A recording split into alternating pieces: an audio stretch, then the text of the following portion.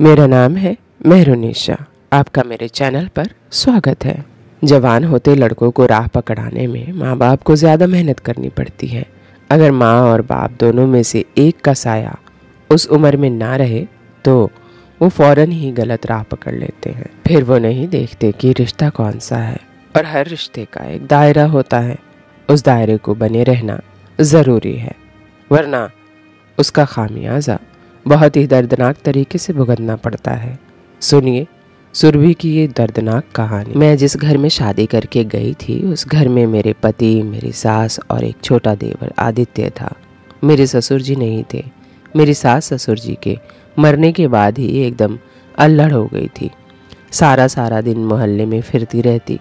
उनको घर से कोई लेना देना नहीं था, और मेरे पति दूसरे शहर में काम करते थे, तो वो हफ्ते में सिर्फ 2 दिन के लिए ही घर आते थे। मेरा देवर आदित्य, जो उम्र में मुझसे छोटा था, सारा दिन घर में मैं और वही रहा करते थे। मेरी सास शाम को घर आती, खाना खाती और सो जाती। घर में क्या हुआ, क्या चाहिए, हम लोग क्या कर रहे हैं, उन सब बातों से उनको कोई मतलब नहीं था। अपने छोटे बेटे से वो कभी भी नहीं पूछती थी कि वो कैसा है। आदित्य को भी माँ की इस बेरुखी की आदत हो गई थी। आदित्य अजीब खामोश और मायूस रहता था। मेरे आने के बाद वो थोड़ा हंसने बोलने लगा था। वो मेरा बहुत ही ख्याल रखता था और हम दोनों काफ़ी घुल मिल गए थे। मैं भूल ही गई थी कि देवर और भाभी के रिश्ते क्या होते हैं। मेरे पति दिनेश इस हफ्ते घर नहीं आए थे। उन्होंने फ़ोन करके कहा था कि वो आने वाले और 2 हफ्ते नहीं आएंगे। मैं उन्हीं की फिक्र और चिंता में रात भर जागती रहती। आदित्य ने कई बार मुझे रात में जागते हुए देखा था। एक दिन मेरी तकलीफ़ देखकर कहने लगा, भाभी, मैं आपके सर में तेल लगाकर अच्छे से मसाज कर देता हूँ, आपका सर दर्द तुरंत ही ठीक हो जाएगा। मैं आपको इतना सुकून दूंगा कि आपको फ़ौरन ही नींद आ जाएगी। उसकी बात सुनकर मैं हंस पड़ी। मुझे लगा कि वह ऐसे ही कह रहा है। मैंने कहा, अच्छा ठीक है, लगा दो। तो वो तेल उठाकर ले आया और मेरे सर में अच्छे से मसाज करने लगा। साथ ही वो मुझे अपने दिन भर के किस्से भी सुनाने लगा। उसकी उंगलियां तेजी से मेरे सर पर हरकत कर रही थी और मुझे बहुत ही सुकून महसूस हो रहा था। उसने मेरे कंधों को भी अच्छी तरह दबाया। मैं रोज़ाना रात को चाय पीने की आदी थी। आदित्य ने मेरे लिए चाय भी खुद ही बना लाया। मालिश करवाने के बाद मैंने आदित्य के साथ चाय पी और सोने के लिए लेट गई। मुझे ऐसी नींद आई कि मैं सुबह ही उठी। सच में आदित्य के मसाज में तो एक जादू था। मुझे बहुत ज़्यादा सुकून महसूस हो रहा था। जब सुबह उठकर मैं नहाने के लिए बाथरूम में गई तो मुझे बहुत हैरत हुई जब मैंने अपने जिस्म पर कहीं कहीं तेल लगा हुआ देखा। शायद मैंने नींद में अपने सर पर हाथ लगाने के बाद जिस्म पर भी लगा लिया होगा हाथ। मैं ये सोच रही थी। मैं दिन भर अपने कामों में लग गई। नींद पूरी होने की वजह से मेरे सर का दर्द पूरी तरह गायब हो गया था। मुझे आदित्य पर बहुत प्यार आ रहा था। मेरे छोटे भाई जैसा महसूस हो रहा था आदित्य का वजूद मुझे। कितना प्यारा बच्चा है आदित्य। सिर्फ 16 साल का था। मेरे पति ने मुझे कहा था कि उनके पिता बहुत जल्दी ही इस दुनिया से चल बसे, जिसकी वजह से आदित्य को बाप का प्यार नहीं मिल सका। मुझे दिनेश की बात याद आती तो बेचारे आदित्य पर दया और प्यार दोनों आता। दिनेश ने मुझसे कहा कि मैं अब सबसे ज़्यादा आदित्य का ख्याल रखूं। मैंने दिनेश से वादा कर लिया था कि मैं आदित्य को बिल्कुल अपने बच्चों की तरह रखूंगी, और मैंने अपना वादा पूरी तरह निभाने की कोशिश भी की। मेरे पति दिनेश के कहने के अनुसार मैं आदित्य का सबसे ज़्यादा ख्याल रखती। आदित्य 16 साल का लड़का था जो जवान हो रहा था। वो मुझसे उम्र में सिर्फ 4 साल ही छोटा था, और इसीलिए हम दोनों के दरमियान बहुत ही अच्छी दोस्ती हो गई थी। मैं उसकी हर छोटी छोटी बात का बेख्याल रखती। वो कॉलेज से आते ही भाभी भाभी करता मेरे आगे पीछे घूमने लगता। दिनेश के यहाँ ना होने की वजह से मेरे छोटे बड़े काम सब के सब आदित्य की जिम्मेदारी थी। आदित्य कॉलेज से आने के बाद मेरे काम कर देता और उसके बाद मेरे साथ ही सारा वक्त गुजारता। आदित्य के साथ रहते रहते मैंने एक बात शिद्दत से महसूस की थी कि वो दिनेश को पसंद नहीं करता था, बल्कि उसका जिक्र आने पर वो खामोश हो जाया करता था या फिर बात ही बदल दिया करता था। मैं उससे जानना चाहती थी कि उसे दिनेश से क्या तकलीफ़ है, लेकिन मैं कभी ये सवाल कर नहीं पाई थी।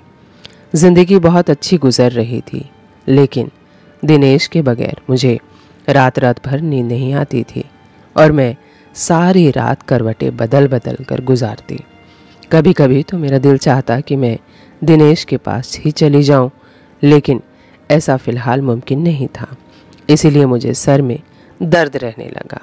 आदित्य को मालूम था कि मेरे सर में दर्द है, इसलिए वो पहले तो मेरे लिए दवा लेकर आया करता था, लेकिन अब एक बार मेरे सर में तेल लगाने के बाद अब वो रोज़ कहने लगा कि आप कब तक सर दर्द की दवा खाएंगी? इससे तो अच्छा है कि मैं आपका मसाज कर देता हूँ, आपको बहुत सुकून मिलता है ना? मेरे मसाज से मैंने आदित्य से कहा कि मसाज करने से बेहतर है कि कुछ दिन के लिए मुझे अपने भाई के पास छोड़ दो, मैं खुद ही ठीक हो जाऊंगी। मेरी बात सुनकर आदित्य कहने लगा कि अगर आप चले जाएंगे तो मेरा क्या होगा, मैं तो आपके बगैर नहीं रह सकता हूँ। उसकी बात सुनकर मैं ज़ोर ज़ोर से हंसने लगी। वो मुझसे इसी तरह की बातें किया करता था। आदित्य को वाकई ही मेरी बहुत ज़्यादा आदत हो गई थी। हम दोनों अक्सर ही घूमने के लिए बाहर चले जाते। वो रात को मेरे लिए आइसक्रीम भी लेकर आता था और हम दोनों मिलकर रात को एक साथ मूवी देखते थे। मैं आदित्य की पढ़ाई में भी बहुत मदद कर रही थी। वह मुझसे बेझिझक अपना हर तकलीफ़ बताता था। मैंने आदित्य के साथ ख़रीदारी के लिए जाती तो वो मुझे बहुत ही मॉडर्न और फैशनेबल कपड़े लेने पर मजबूर करता। घर में तो वो मुझे दुपट्टा भी नहीं लेने देता था। मैं जब भी दुपट्टा लेकर काम करती तो वो मेरा दुपट्टा खींचकर एक तरफ फेंक देता। वो कहता, आप इसे इतनी गर्मी में पहनकर कैसे काम करती हैं? वह हर बात में मेरी बहुत ज़्यादा फिक्र करता था। उसको हल्के रंगों के कपड़े बहुत पसंद थे और इसीलिए मैं जब भी उसके साथ बाज़ार जाती तो वो मुझे हल्के रंगों के कपड़े ही दिलाता और उनकी सिलाई भी बहुत ही फैशनेबल करवाता। उसे मेरे कपड़ों में बहुत ज़्यादा दिलचस्पी थी। मैं अक्सर उसे कहती थी कि उसकी बीवी तो बहुत ही खुशनसीब होगी जो उसका पति उसे अपनी पसंद से कपड़े डिज़ाइन करवा कर देगा। वो मेरी बात सुनकर कहता कि फ़िलहाल तो आप बहुत खुशनसीब हैं जो मैं आपके लिए इतनी मेहनत करता हूँ। मैंने उसे हंसते हुए बोला, बात तो तुम सही कह रहे हो। सच में वो मुझे कभी भी किसी काम के लिए मना नहीं करता था। वो मेरे तमाम जोड़ों में गहरे गहरे डिज़ाइन वाले गले बनवाता, बड़ी बड़ी चाक बनवाता, जिनसे अक्सर मेरी कमर तक झांकने लगती थी और कमीज़ इतनी चुस्त होती थी कि कभी कभी मुझे सांस लेने में भी परेशानी महसूस होती थी। लेकिन आदित्य को ऐसे कपड़े बहुत पसंद थे। मैं उसे अपने बच्चों की तरह रखती थी, इसीलिए कभी भी उसकी पसंद का जोड़ा पहनने के लिए मना नहीं करती थी। हल्के नीले रंग का जोड़ा पहन के एक दिन मैं अपने किचन में काम कर रही थी। गर्मी बहुत ज़्यादा थी और मेरा पूरा जिस्म पसीना पसीना हो रखा था। मेरे कपड़े भी पसीने में तरबतर था और मैं अपने काम में मग्न बिना दुपट्टे के जल्दी जल्दी खाना पकाने में मगन थी। तभी जब अचानक ही वह पीछे से चला आया और मुझे देखकर कहने लगा कि आज तो आप बहुत ही हॉट लग रही हैं।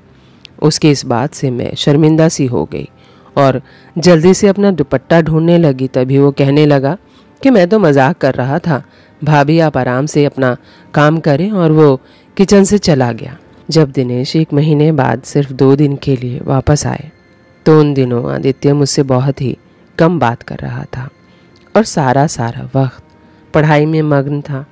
दिनेश उसे देखकर बहुत खुश हो हो रहे थे कि आदित्य बहुत मेहनत से पढ़ाई कर रहा था और मैं भी उन दिनों दिनेश के साथ इतनी मगन हो गई थी कि मुझे आदित्य का बदला हुआ रवैया भी महसूस ना हुआ।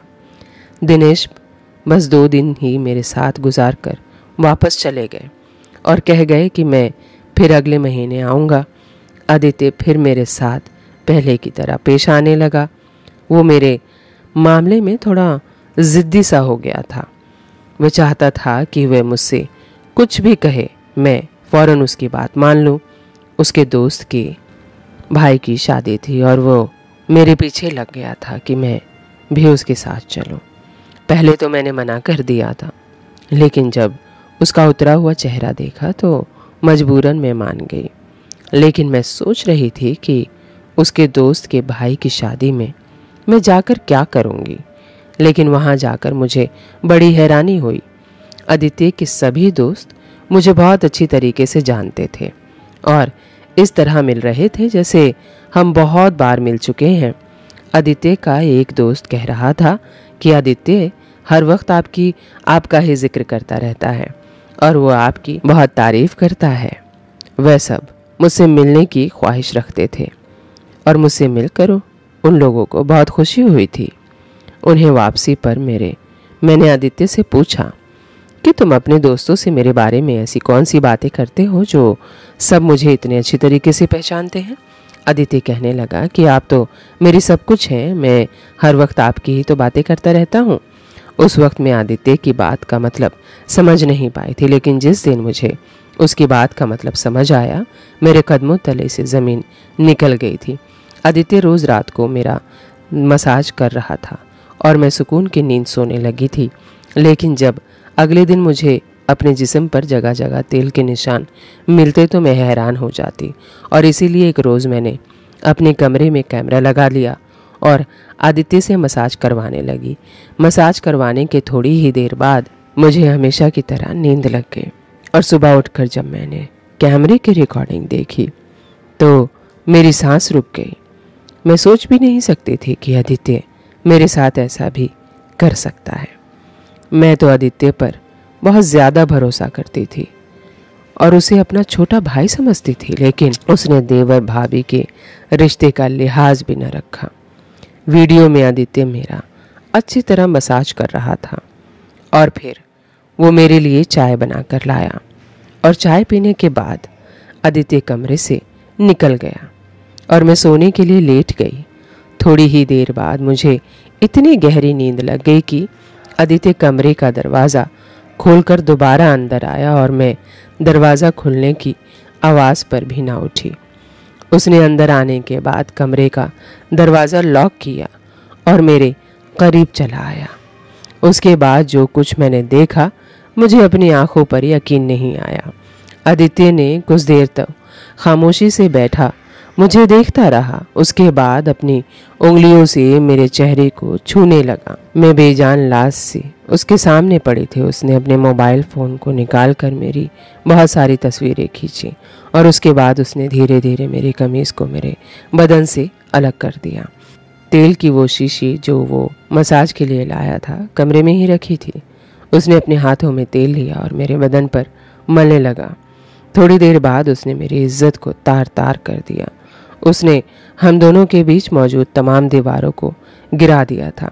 कई घंटे मेरे साथ गुजारने के बाद वो जिस तरह आया था उसी तरह वापस चला गया था। वो मेरी ज़िंदगी को बुरी तरह बर्बाद कर चुका था। वो भी न जाने कितने दिनों से हर रात वो इसीलिए मेरे सर में मसाज करने को इतना बेचैन हो जाता था। ये सब देखकर मेरी रूह कांप रही थी। मैं तो उसे अपना छोटा भाई समझती थी और इसीलिए उससे इतनी घुली मिली रहती थी, लेकिन मैं कभी ये जान ही ना सकी कि उसकी नीयत में खोट है। मैं अपने कमरे में बंद थी। जब वो कॉलेज से आया तो सीधा मेरे कमरे में चला आया। मेरे बिल्कुल करीब बैठकर मुझे पूछने लगा कि भाभी क्या हुआ, आपकी तबीयत ठीक नहीं है। मैंने गहरी निगाह उस पर डाली और कैमरे की रिकॉर्डिंग उसकी तरफ बढ़ा दी, जिसे देखकर वो कुछ देर के लिए खामोश हो गया। उसके बाद जो कुछ उसने कहा उसको सुनकर मेरे रोंगटे खड़े हो गए। उसने अचानक ही मुझसे मोहब्बत का इजहार कर दिया था वो कह रहा था कि उसे पहले ही दिन मुझसे मोहब्बत हो गई थी। वो हमेशा से ही मोहब्बतों के लिए तरसा था और जब मैंने उस पर ध्यान देने शुरू किया तो उसे मेरा वजूद अच्छा लगने लगा। उसे ये एहसास हुआ कि उसकी ज़िंदगी में भी कोई ऐसा है जो उससे मोहब्बत करता है। वो कह रहा था कि वह मुझसे दूर नहीं रह सकता और इसीलिए उसकी नज़र में अपने बड़े भाई का वजूद भी खटकने लगा था। जब भी दिनेश आता तो वह खुद को कमरे में बंद कर लेता था क्योंकि वो हम दोनों को साथ नहीं देखना चाहता था। दिनेश से तो वो यूं ही पहले से नफरत करता था क्योंकि दिनेश के बाबा दिनेश से ज़्यादा प्यार करते थे और मरने से पहले उन्होंने ये घर भी दिनेश के नाम कर दिया था। मेरा और दिनेश का साथ उसे बहुत चुभता था और वो जब भी मेरे लिए ख़रीदारी पर जाता तो जानबूझकर मुझे ऐसे कपड़े लेने पर मजबूर करता जिससे वो मेरे वजूद को देख सके। उसे हल्के रंग पसंद नहीं थे बल्कि हल्के हल्के रंगों में मेरा छलकता हुआ बदन बहुत पसंद था। वो कह रहा था कि मेरी खूबसूरती से घायल हो चुका था। वो बस मुझे पाना चाहता था। उसके लिए अपने जज्बात को काबू में रखना बहुत मुश्किल हो गया था। जब वो मुझे आधी आधी रात तक जागते हुए देखता तो ये बात उसे बेचैन करती थी कि मैं उसके भाई की याद में जाग रही हूँ। उसकी ख्वाहिश थी कि मैं उसके लिए बेचैन रहूं और ज़िंदगी भर उसके साथ रहूं। वो मुझे अपने भाई से दूर करना चाहता था और अपने करीब लाना चाहता था। इसीलिए उसने मेरा मसाज करना शुरू कर दिया था ताकि मैं सुकून से सो जाऊं और वो मेरी चाय में नींद की दवा भी मिलाकर लाता था। और जब उसे यकीन हो जाता था कि मैं गहरी नींद में हूँ तो वो फ़ौरन ही मेरे कमरे में चला आता था। उसने अपने दोस्तों को भी ये बात बता दी थी कि वो मुझसे प्यार करने लगा है और उसके दोस्तों ने ही उसे ये तरीका बताया था। आदित्य और उसके दोस्त जवानी की दहलीज पर थे, इसीलिए वो सही और गलत से बेखबर होकर मेरी इज्जत पामाल कर बैठे थे। आदित्य की बात सुनकर मेरी आंखों से आंसू बह रहे थे। उसने ये सब कर दिया था और मैं उसके भाई की बीवी थी और वो मेरे बिस्तर तक आ गया था। मैं शर्म के मारे मर रही थी। मैंने नफरत से एक निगाह आदित्य पर डाली तो वो मेरे कदमों में बैठ गया और कहने लगा कि वो बस मुझसे मोहब्बत चाहता है और मेरी नफरत उसे मार डालेगी। बाप की जुदाई के साथ साथ वो अपनी माँ की लापरवाही भी बर्दाश्त नहीं कर पाया। वह कह रहा था कि अम्मा ने कभी भी उसके जज्बात और ज़रूरियात का ख्याल नहीं रखा बल्कि सारे मोहल्ले की चक्कर लगाती रही। वह पूरी तरह तन्हाई का शिकार था। जब मैं इस घर में आई तो उसकी तन्हाई मिट गई। उसने अपने आप को पूरी तरह मेरे साथ मसरूफ़ कर लिया था। मैंने आदित्य को धक्का देकर अपने पैरों के पास से हटाया। मैं उसकी शक्ल भी देखना नहीं चाहती थी। उसने जो कुछ मेरे साथ कर दिया था मैं उसे माफ़ भी नहीं कर सकती थी। मैं जानती थी कि इसमें सारी गलती आदित्य की नहीं है। वो वाकई रिश्तों को तरसा हुआ था और मुझे पाकर वह अपनी हद भूल गया था। इसमें गलती मेरी भी थी। मैंने भी कभी उसे सही और गलत नहीं बताया। उसने जब भी मेरे लिए कपड़े सिलवाए तो मैं उसे उसकी पसंद समझकर कबूल करती गई। मैं बगैर दुपट्टे के ही उसके सामने सारे घर में घूमती रही। मैं उसे अपना छोटा भाई ज़रूर समझती थी लेकिन वो मेरा छोटा भाई नहीं था।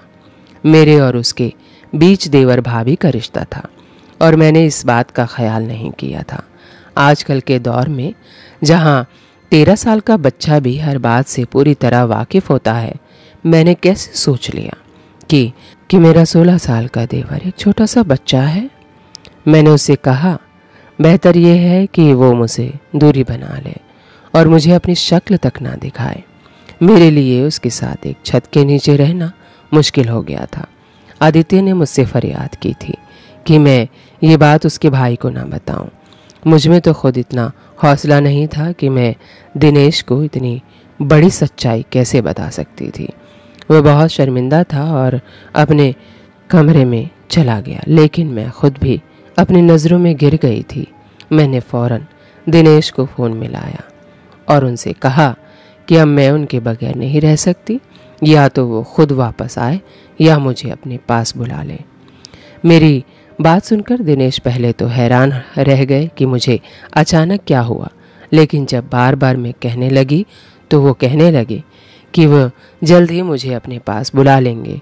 वो मुझसे कुछ वक्त मांग रहे थे ताकि वो मेरी रहने का कोई इंतज़ाम कर सके और अपनी माँ से भी इस बारे में बात कर सके। मैंने दिनेश से कहा कि वो 10 दिन के अंदर में मुझे अपने पास बुला ले, नहीं तो मैं हमेशा के लिए अपने घर लौट जाऊंगी।